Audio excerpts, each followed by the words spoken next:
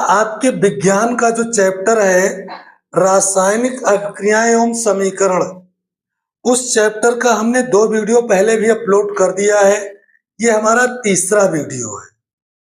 अगर उस वीडियो को आपने नहीं देखा है तो एक प्लेलिस्ट मिलेगी, उस प्लेलिस्ट में जाइए, उन वीडियोस को देखिए। उनकी लिंक इस वीडियो के डिस्क्रिप्शन बॉक्स में मिलेगी, वहां से भी आप देख सकते हैं।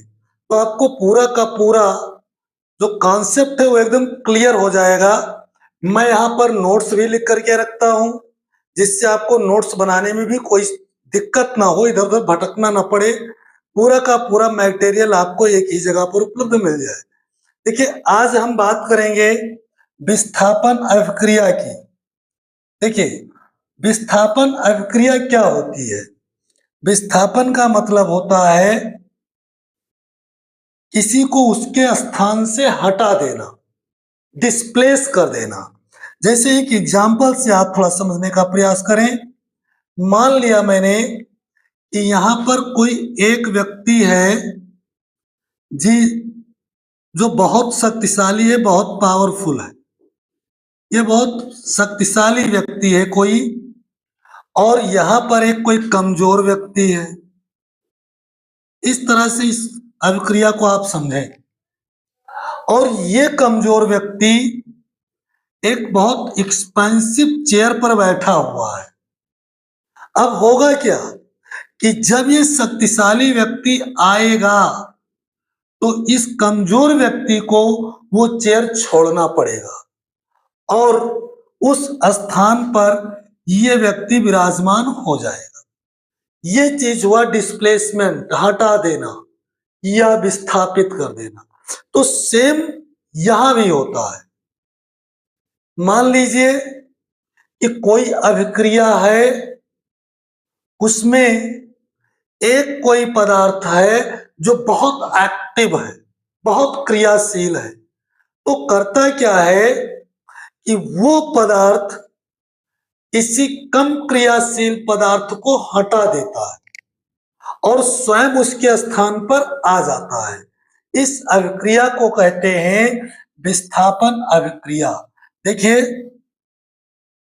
यहां पर आप देखें तो डिफिनेशन में लिखा है कि एक ऐसे क्रियाकारक पदार्थ जो कि दूसरे क्रियाकारक पदार्थ जो कि कम क्रियाशील है को विस्थापित कर देता है, हटा देता है।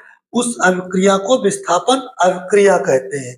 जैसे उदाहरण देखिए, यहां पर देखो, ये जो लिखा है CuSO4, ये है कॉपर सल्फेट। कॉपर सल्फेट का मैंने लिया जलीय विलयन, ठीक है। अब ये जलीय विलयन नीला रंग का होगा और इस जलीय विलयन में हमने लोहे की पत्ती को डाल दिया। आयरन की पत्ती को जैसे ही डालेंगे तो चूंकि आयरन जो है ये बहुत ही एक्टिव है इस कॉपर की तुलना में, यानी कुल मिलाकर के अगर आप कहें तो कॉपर कम एक्टिव है, कम क्रियाशील है, और लोहा ज्यादा क्रियाशील है। तो ज्यादा क्रियाशील होने के कारण ये लोहा इस कॉपर को यहां से हटा देगा, ठीक है, और स्वयं कॉपर की जगह पर सल्फेट के साथ आ जाएगा। तब क्या बन जाएगा? फेरस सल्फेट, और ये कॉपर अकेला हो जाएगा और धीरे धीरे धीरे धीरे ये नीला रंग हरे रंग में परिवर्तित हो जाएगा, ठीक है। एक एग्जांपल और देखिए, जैसे ये कॉपर सल्फेट है और इस कॉपर सल्फेट के जलीय विलयन में अगर जिंक डाल दिया जाए तो जिंक जो है लोहे की तरह यह भी बहुत ज्यादा एक्टिव है इस कॉपर की तुलना में। तो जब जिंक ज्यादा एक्टिव है तो कॉपर को रिप्लेस कर देगा, हटा देगा वहां से, और जैसे ही कॉपर को हटाएगा सल्फेट के साथ ये दोस्ती कर लेगा और बन जाएगा जिंक सल्फेट, और ये कॉपर अकेला पड़ जाएगा। तो इस तरह से ये अभिक्रियाएं विस्थापन अभिक्रियाएं होती है।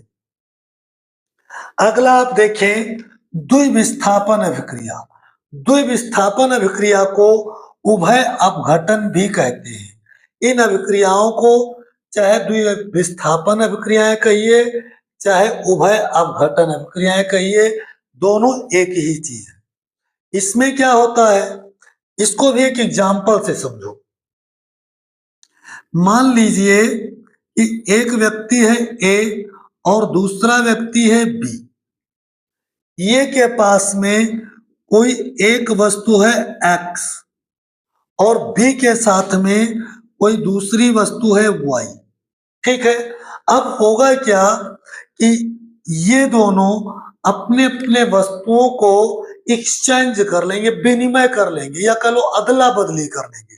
यानी y जो है ये किसके पास आ जाएगा, a के पास, और x किसके साथ चला जाएगा, b के साथ। अब जरा ध्यान दीजिएगा, जब ये स्थिति हुई, ठीक है, तो पहले क्या था, पहले ये, अब इसको एक अभिक्रिया का रूप अगर दे दें तो ये दोनों थे अभिकारक, और दोनों ने, ध्यान दीजिएगा, रासायनिक अभिक्रियाएं जिनमें अभिकारक क्या होती है, रासायनिक अभिक्रिया क्या होती है, रासायनिक समीकरण क्या होती है, सब मैं पहले आपको बता चुका हूं। जिनमें यौगिक जो है वो आयनों अथवा मूलकों का परस्पर विनिमय करते हैं और नए उत्पाद बनाते हैं। तो एक यौगिक ये था, एक यौगिक ये था, ये दोनों थे अभिकारक। इन्होंने अपने अपने आयनों का अदला बदली कर लिया और नए नए यौगिक बन गए, नया उत्पाद तैयार हो गया। तो इस तरह की अभिक्रिया को उभय अपघटन या द्विविस्थापन अभिक्रिया कहते हैं। इसको आइए एग्जाम्पल से समझाते हैं। जैसे सोडियम सल्फेट है और बेरियम क्लोराइड है, ये दो कंपाउंड हैं अभिकारक में। अब देखिए, सोडियम के साथ सल्फेट, ये एक आयन है, क्या है, आयन या मूलक। बेरिलियम के साथ क्लोराइड आयन है। अब दोनों करेंगे क्या, ये सोडियम और बेरिलियम दोनों क्या करेंगे, अपने अपने आयनों को एक्सचेंज कर ले। यानी ये सल्फेट आयन बेरिलियम के साथ चलाएगा और क्लोराइड आयन सोडियम के साथ चला जाएगा। तो उत्पाद में क्या तैयार होगा, ये बन जाएगा बेरिलियम सल्फेट। बेरिलियम और सल्फेट आपस में मिल गए और इधर बन जाएगा सोडियम क्लोराइड, क्योंकि सोडियम और क्लोराइड का एक्सचेंज होगा। ठीक है, इसी तरह से देखो, जैसे सिल्वर नाइट्रेट है AgNO3, यहां पर है पोटेशियम क्लोराइड।